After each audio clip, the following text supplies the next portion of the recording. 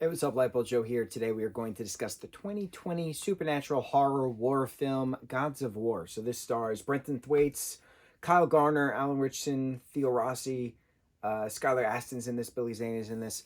So we're starting now a mini Kyle Garner marathon because he's awesome and he's a scream king amongst us mere mortals, and he's done so much horror films, so many horror films, that I wanted to see what other properties he's been involved with that I haven't seen. And when I came across Gods of War, Brenton is awesome. He plays Henry Turner in the last Pirates of the Caribbean film, the older son now of. I'm just trying to reminisce to Pirates of the Caribbean of Orlando Bloom's character of young Will Turner, and then Elizabeth Swann, played by Keira Knightley. So their son is Henry Turner, who's like 20 something in the fifth film, played by Brenton Thwaites. So Brenton is awesome. Kyle's awesome. Theo Rossi, we all know and love from Sons of Anarchy, and Skylar Astin is just wonderful. He has a piano playing moment in this, which I thought was cool because he's very musical. So I was glad they gave him that. This film is very quick, hour and a half long.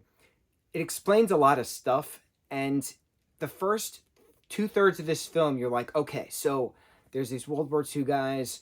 They're have to relieve other American soldiers who are camped out at this French palace, French chateau that was occupied by Germans, Nazis who took it from this Jewish family, something like that, right? So the next American batch is going in to relieve the first American batch, and they all run out. Turns out the house is haunted. But why is the house haunted? And how do you face Nazis who are trying to retake the house while you're also trying to fight ghosts at the same time? It's very interesting. And it's very interesting having these certain dialogues, these certain things mentioned, these certain characteristics mentioned. Kyle plays a fantastic character. Brent plays a fantastic character. They all play fantastic characters. So as the story progresses, one of the characters is saying something, and then they're hearing Morse code, and they're getting all these signs. So everything is laid out, and then that last third of the film is the truth reveal of that it was all a simulation, and you're like, what?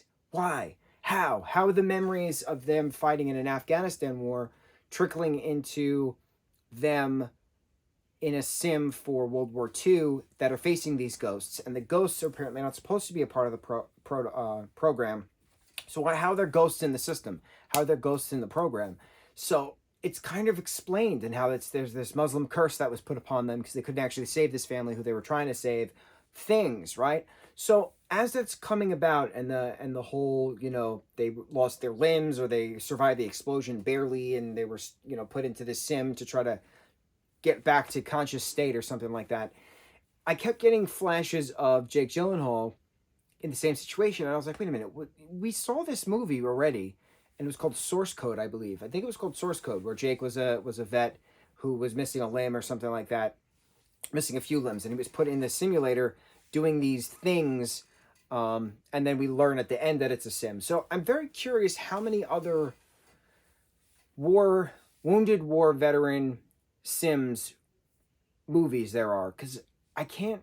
My first memory, immediately going to Jake Gyllenhaal in that tube, attached to all those wires, reliving that thing. I'm pretty sure it was called Source Code. If it's not Source Code, I can't remember the name of it, but it was definitely something like that. And I'm 98% sure that it was Jake Gyllenhaal attached to those tubes. I gotta look that up.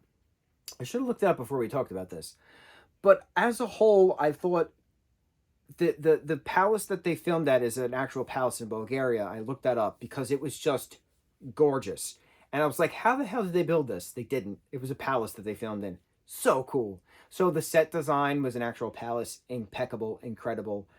Costume I thought was wonderful. Everybody did a great job with the material they were given. It was just a bit choppy at the end. They kind of splashed that explanation and made you were like, okay. The CGI had a lot of problems with. I don't know. I couldn't get past, like, certain things were very poor quality compared to, like, the makeuping, the blood, the bruising, stuff like that, things, right? So I don't know.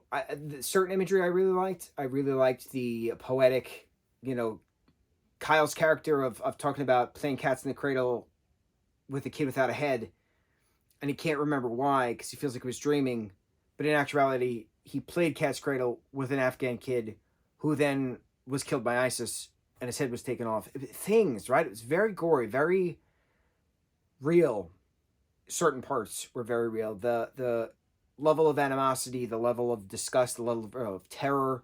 I liked the jump scares. Overall, I really liked the film. The ending took me by surprise, but that was the point of it. It was not the ending I expected. Honestly, I would have been fine if it was just how do you fight the ghosts while you're fighting Nazis at the same time during World War II. And I don't like war movies, so for me to like a war movie, I was impressed. I was impressed. It took me by surprise. On to the next review. Which mahalo.